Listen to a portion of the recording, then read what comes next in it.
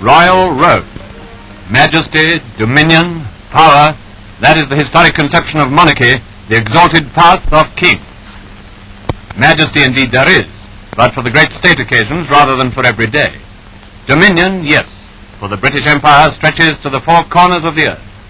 And power, because our king is now the only political link between its self-governing communities. But shall we look for a few minutes at the king as here is a man, happy in his home life, blessed with the joys of a charming family, called suddenly to the leadership of an empire at war. Let us realize that the hardest duty of King George VI is to live up to the expectations of nearly 500 million subjects. Our expectation is that he should symbolize all that is best in British character, policy, and ideals. In war, it is just those things that are on trial. We wondered, didn't we, how we should ourselves endure the horrors of air raids. It is because there has been no weakening anywhere that the German campaign of terror from the skies has failed. Things of their fellow countrymen than any of their subjects. Wherever they have gone, in London, Merseyside, Scotland, Plymouth, and Coventry, the effect has been mutual encouragement. And encouragement means just what it implies. Of course, the king in his work has one incalculable blessing, the partnership of the Queen. I have heard it said, if ever a man was lucky in this respect, it is he. That is transparently true. Have you ever seen the Queen looking other than happy and interested? Have you ever seen her looking the least bit bored or even tired? The reason is that the Queen is happy and is interested. Her smile and radiance proceed from a real sympathy and a real understanding. She never misses an opportunity to perform a graceful or human act of kindness. It has fallen to these two people to lead an empire's war effort. And while the Queen's first care is for the humanitarian side of the conflict, the King must dedicate himself to those who are fighting the Battle of the Atlantic. How many times in the history of this nation has her fate depended on the courage and endurance of her seamen? Even in this war, which has seen a huge growth in the importance of air power, it is still true that Britain's lifeline is her sea route across the Atlantic. The seamen of the Royal Navy are safeguarding the sea lanes, while their comrades of the Merchant Navy traverse them with essential food and supplies. To wage its own battle in the clouds, the Navy has the Fleet Air Arm, whose pilots are honored by a visit from the King.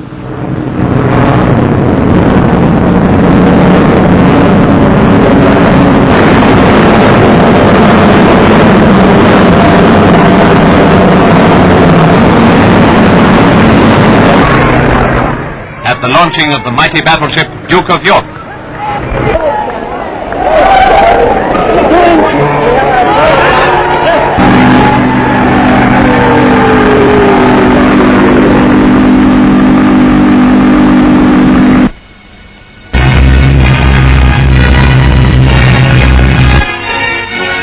He shows his interest in the newest form of aerial warfare by a visit to British paratroops.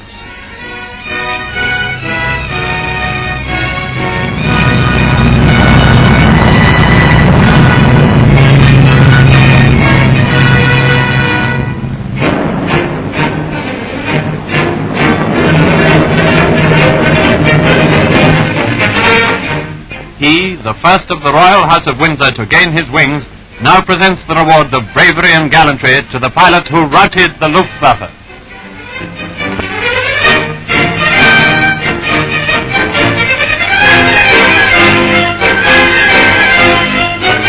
With the army in training for the battles of Britain or the continent, on a visit to the Canadians, he goes for a ride in a Bren carrier.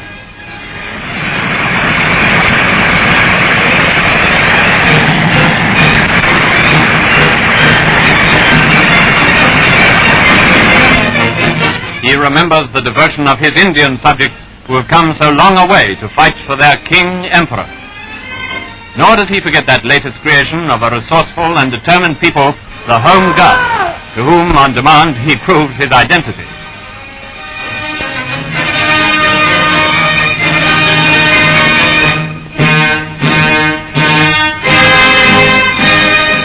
The King heartens by periodic visits all those fighting services of the Empire of which he is Commander-in-Chief. Yes, he has lived up to all those expectations which we had formed of kingship as the embodiment and reflection of a people's spirit. He has lived up to all our expectations as the head of that great gathering of nations who are sworn to overthrow the Nazis.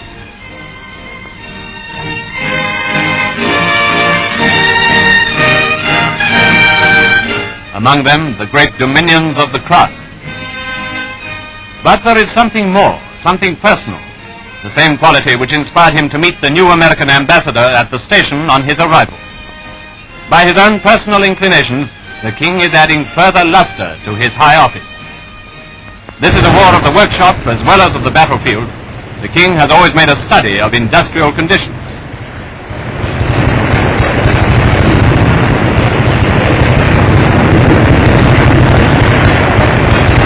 When he goes on his inspections of factories, arsenals and shipyards where the weapons of war are being forged, he carries with him a genuine interest in the man and woman at the bench and a sincere desire to promote their welfare. They know it, and his words of thanks, his expression of the nation's appreciation, are so much the more acceptable.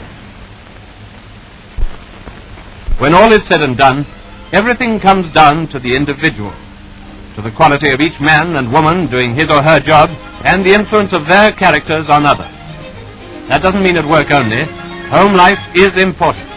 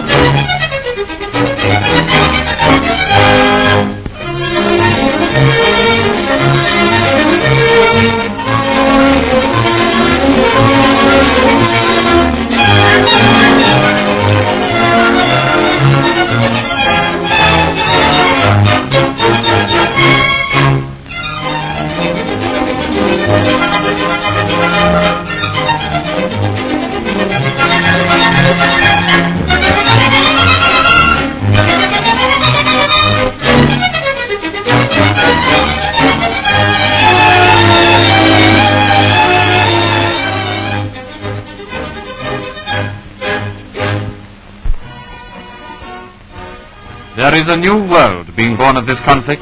On that everyone is agreed. It will be a new world in which there will be for everyone a fairer share of the blessings of life. And the royal pair is traveling the road to this new world, a royal road surrounded by their people's love and leading to the new world of peace, fellowship and freedom. It may not be the millennium, but it will be a freer, more democratic world. It is a world which already has its inspiration in the King and Queen.